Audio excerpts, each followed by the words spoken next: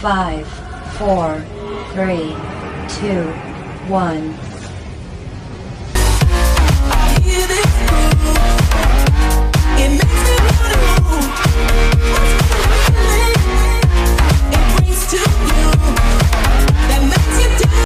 Baik, di sini saya Mandalina. Di sini saya akan menjelaskan sedikit tentang yaitu sumber daya manusia pemerintahan sebagai pelayanan publik dan aparatur negara. Baik, di sini saya akan menjelaskan tentang pelayanan publik. Pelayanan publik rasanya adalah hal yang tidak asing lagi bagi kita semua, dari kalangan birokrasi hingga masyarakat pada umumnya. Semua orang menggunakan pelayanan publik dalam kehidupan sehari-harinya, seperti dalam kehidupan kesehatan, pendidikan anak, transportasi, administrasi kependudukan, dan pencatatan sipil, dan masih banyak yang lainnya. Dan juga pelayanan publik disadari adalah bagian dari kebutuhan warga negara itu sendiri. Baik, di sini juga pelayanan publik itu adalah wujud produk dari birokrasi pemerintah, yang dimana alasan mendasar mengapa pelayanan publik harus diberikan adalah adanya kepentingan publik yang harus dipenuhi oleh pemerintah, karena di sini pemerintahlah yang memiliki tanggung jawab dalam pelayanan publik. Dalam memberikan pelayanan ini, pemerintah diharapkan secara profesional melaksanakan dan harus mengambil keputusan politik secara tepat mengenai siapa mendapat apa dan berhak banyak di mana, kapan, dan sebagainya. Baik, di sini juga praktek pelayanan publik sendiri tidak luput dari masalah-masalah seperti dari penyakit birokrasi yang ikut serta di dalam penyelenggaraannya. Sebagai contoh, dalam penyelenggaraan pelayanan publik yang diangkat dalam paper ini yaitu kasus suap yang terjadi, seperti kasus perizinan perusahaan antara pemerintah dan masyarakat. Di sini masyarakat yang berkuasa atau memiliki akses yang lebih itu akan diperlakukan secara istimewa dalam pelayanan publiknya. Disitulah kebanyakan terjadi penyelewengan di dalam birokrat tersebut.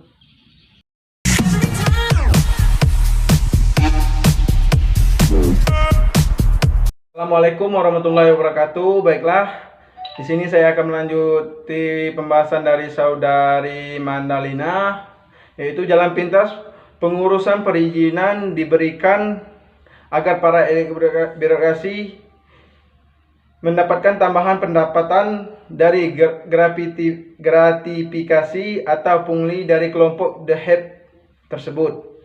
1. Analisis pelanggaran pilar perangkat peraturan. Indonesia di era pasca reformasi memang telah memiliki perundang-undangan anti korupsi, yaitu Undang-Undang Nomor 18 Tahun 1999 tentang penyelenggaraan negara yang bersih dan bebas dari korupsi, kolusi, dan nepotisme. Akan tetapi, dewasa ini kasus korupsi makin marak dan mendera di generasi muda yang senyongnya menjadi agen perubahan bangsa. Korupsi versi Undang-Undang Anti Korupsi hanya merumuskan secara sempit definisi dari korupsi sebagai perbuatan yang merugikan keuangan negara, baik untuk kepentingan sendiri maupun kepentingan kelompok. Dalam Undang-Undang Nomor 28 Tahun 1999 Pasal 5 Ayat 6 disebutkan bahwa melaksanakan tugas dengan penuh rasa tanggung jawab dan tidak melakukan perbuatan tercela tanpa pamrih, baik untuk kepentingan pribadi, keluarga, kroni maupun kelompok, dan tidak mengharapkan imbalan dalam bentuk apapun yang bertentangan dengan ketentuan peraturan perundang-undang yang berlaku. 2. Pelanggaran etika pelayanan publik. Pembicaraan tentang etika dalam administrasi adalah bagaimana mengkaitkan keduanya, bagaimana gagasan-gagasan administrasi seperti ketertiban, efisiensi, kemanfaatan, produktivitas dalam menjelaskan etika dalam prakteknya, dan bagaimana gagasan-gagasan dasar etika mewujudkan yang baik dan menghindari yang buruk itu dapat menjelaskan hakikat administrasi. Menurut Bertens dalam TN Kebab 2001 menyimpulkan bahwa ada 3 arti penting etika, yaitu etika sebagai nilai-nilai moral dan norma-norma moral yang menjadi pegangan bagi seseorang atau suatu kelompok dalam mengatur tingkah lakunya, atau disebut dengan sistem nilai. Yang kedua, etika sebagai kumpulan asas-asas atau nilai moral yang sering dikenal dengan kode etik. Dan yang ketiga, etika sebagai ilmu tentang yang baik atau buruk yang acap kali disebut filsafat moral.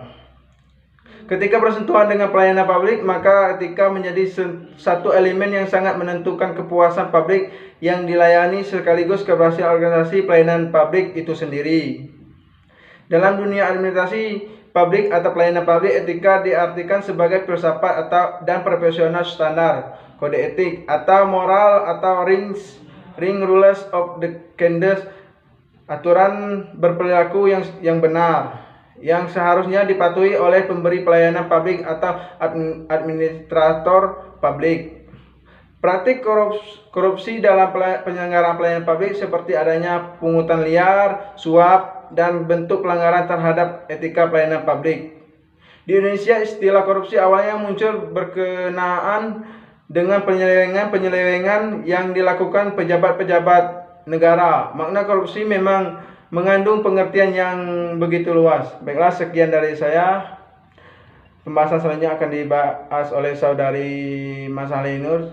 Wassalamualaikum warahmatullahi wabarakatuh.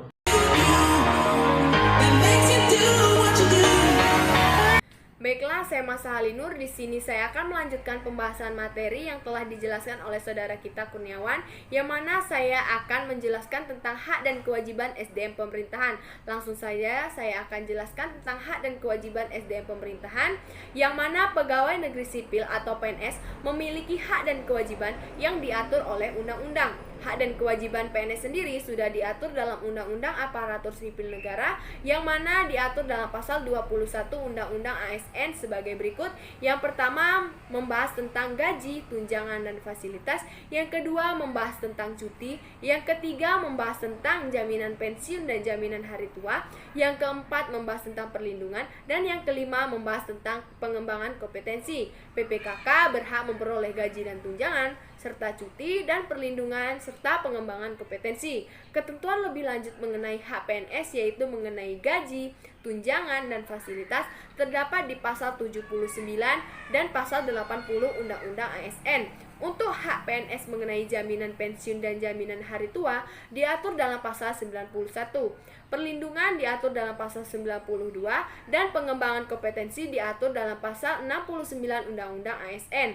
Gaji adalah kompetensi dasar berupa honorium sesuai dengan beban kerja, tanggung jawab jabatan, dan resiko pekerjaan yang ditetapkan oleh peraturan perundang-undangan. Selain gaji, PNS juga menerima tunjangan dan fasilitas. Tunjangan meliputi tunjangan kinerja dan tunjangan kemahalan. Tunjangan kinerja dibayarkan sesuai pencapaian kinerja, sedangkan tunjangan kemahalan dibayarkan sesuai dengan tingkat kemahalan berdasarkan indeks harga yang berlaku di daerah masing-masing. Nah, sedangkan yang dimaksud dengan cuti PNS adalah keadaan tidak masuk kerja yang diizinkan dalam jangka waktu tertentu dan dikeluarkan atau diberikan oleh pejabat yang berwenang seperti pemimpin kementerian negara, lembaga pemerintahan non-kementerian, sekretaris lembaga negara, dan pejabat lain yang ditentukan oleh presiden. Cuti atau yang dalam bahasa Inggris disebut dengan leave adalah periode waktu ketika seseorang terbebas dari pekerjaan utamanya tetapi tidak kehilangan pekerjaannya tersebut. Sedangkan menurut pasal 8 Undang-Undang Pokok Kepegawaian, yang dimaksud dengan cuti adalah tidak masuk kerja yang diizinkan dalam waktu tertentu. Jelas berbeda sekali redaksi dari berbagai pengertian tersebut. Baiklah, itulah pembahasan yang dapat saya jelaskan. Selanjutnya materi akan dijelaskan oleh saudari kita Melia Prihatiningsih. Assalamualaikum warahmatullahi wabarakatuh. Perkenalkan, nama saya Melia Prihatiningsih. Di sini saya akan melanjutkan pemaparan materi kelompok kami yang sebelumnya dipaparkan oleh rekan kami Mas Halinur. Baiklah, di sini saya akan membahas tentang cuti pegawai negeri sipil. Berdasarkan pasal 3 Peraturan Pemerintah Republik Indonesia Nomor 24 Tahun 1976 tentang cuti pegawai negeri sipil terdiri dari cuti tahunan, cuti besar, cuti sakit, cuti bersalin, cuti karena alasan penting, dan cuti di luar tanggungan negara. Baiklah, untuk poin yang pertama yaitu cuti tahunan. Ketentuan tentang cuti tahunan yaitu: pertama, PNS yang telah bekerja sekurang-kurangnya 1 tahun secara terus-menerus berhak atas cuti tahunan. Kedua, lamanya cuti tahunan adalah 12 hari kerja. Ketiga, cuti tahunan tidak dapat dipecah-pecah hingga jangka waktu yang kurang dari 3 hari kerja. Keempat, untuk mendapat cuti tahunan, PNS yang bersangkutan mengajukan permintaan secara tertulis kepada pejabat yang berwenang memberikan cuti.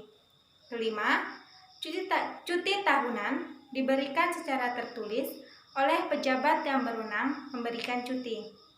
Keenam, cuti tahunan yang akan dijalankan di tempat yang sulit perhubungannya, maka jangka waktu cuti tahunan tersebut dapat ditambah untuk paling lama 14 hari. Namun, berdasarkan pasal 8 dinyatakan bahwa khusus PNS yang menjadi guru pada sekolah dan dosen pada perguruan tinggi yang mendapat liburan menurut peraturan perundang-undangan yang berlaku tidak berhak atas cuti tahunan. Selanjutnya, poin yang kedua yaitu cuti besar. Ketentuan tentang cuti besar adalah: pertama, PNS yang telah bekerja sekurang-kurangnya 6 tahun secara terus-menerus berhak atas cuti besar yang lamanya 3 bulan. Kedua, PNS yang menjalani cuti besar tidak berhak lagi atas cuti tahunnya dalam tahun yang bersangkutan. Ketiga, untuk mendapatkan cuti besar, PNS yang bersangkutan mengajukan permohonan atau permintaan secara tertulis kepada pejabat yang berwenang memberikan cuti. Keempat, cuti besar diberikan secara tertulis oleh pejabat yang berwenang memberikan cuti. Kelima, cuti besar dapat digunakan oleh PNS yang bersangkutan untuk memenuhi kewajiban agama. Namun, sesuai pasal 11, cuti besar dapat ditangguhkan pelaksanaannya oleh pejabat yang berwenang untuk paling lama 2 tahun. Apabila kepentingan dinas mendesak selama menjalankan cuti besar, pegawai negeri sipil yang bersangkutan menerima penghasilan penuh kecuali tunjangan kinerja dan tunjangan sertifikasi atau profesi. Selanjutnya, yaitu cuti sakit. Ketentuan tentang cuti sakit adalah: yang pertama, setiap pegawai negeri sipil yang sakit berhak atas cuti sakit. Kedua, pegawai negeri sipil yang sakit selama 1 atau 2 hari berhak atas cuti sakit dengan ketentuan bahwa ia harus memberitahukan kepada atasannya. Ketiga, pegawai negeri sipil yang sakit lebih dari 2 hari sampai dengan 14 hari berhak atas cuti sakit dengan ketentuan bahwa pegawai negeri sipil yang bersangkutan harus mengajukan permintaan secara tertulis kepada pejabat yang berwenang memberikan izin atau memberikan cuti dengan melampirkan surat keterangan dokter. Selanjutnya, keempat, PNS yang menderita sakit lebih dari 14 hari berhak cuti sakit dengan ketentuan bahwa PNS yang bersangkutan harus mengajukan permintaan secara tertulis kepada pejabat yang berwenang memberi cuti dengan melampirkan surat keterangan dokter yang ditunjuk oleh Menteri Kesehatan.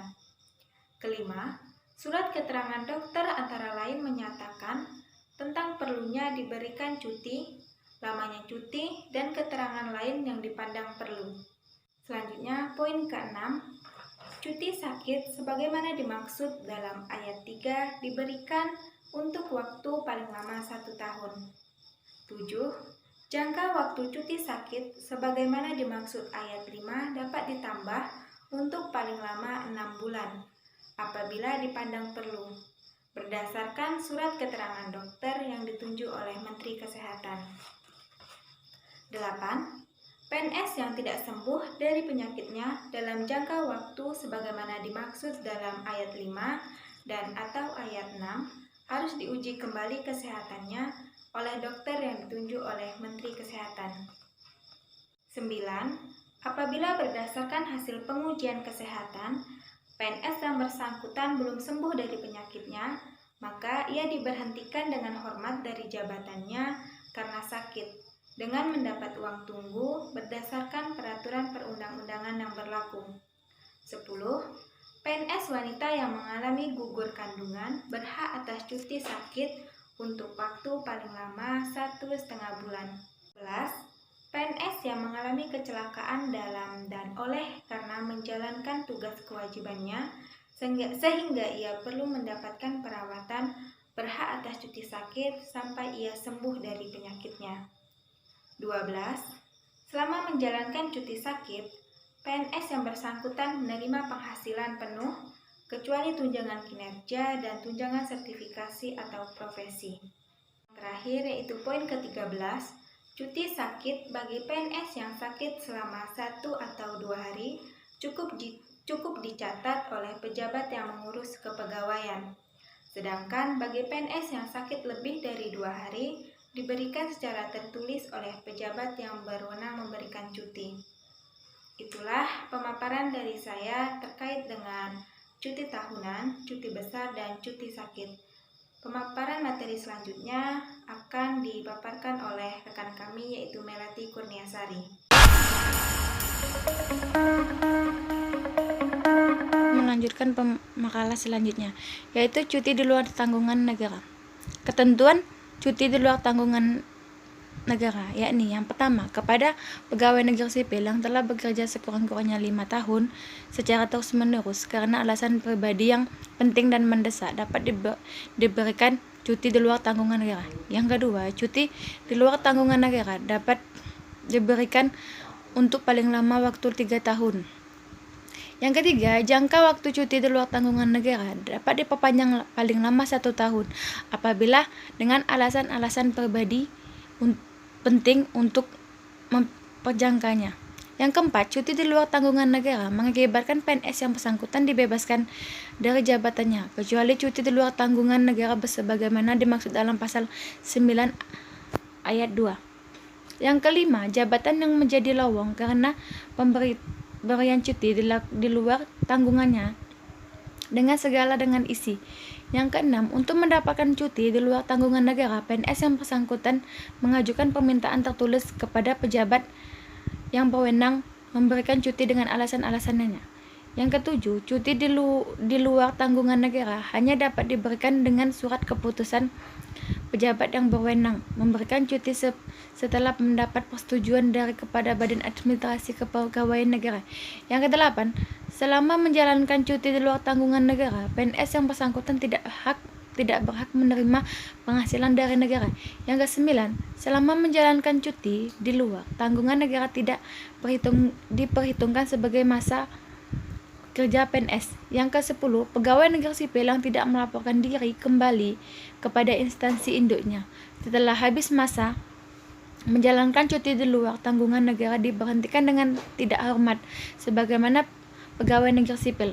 Yang ke-11, pegawai negeri sipil yang melaporkan diri kembali kepada instansi induknya setelah hasil menjalankan cuti di luar tanggungan negara, maka apabila ada lowongan ditempatkan kembali. Yang B, apabila tidak ada lowongan, maka pimpinan instansi yang bersangkutan melaporkan kepada Badan Administrasi Pegawaian Negara untuk kemungkinan ditempatkan pada instansi lain. Yang ke C, apabila menempatkan dalam huruf B tidak mungkin, maka pegawai negeri sipil yang bersangkutan dihentikan dari jabatan karena kelebihan dengan mendapatkan hak-hak kepegawaian menurut peraturan undang-undangan yang berlaku. Ketentuan lain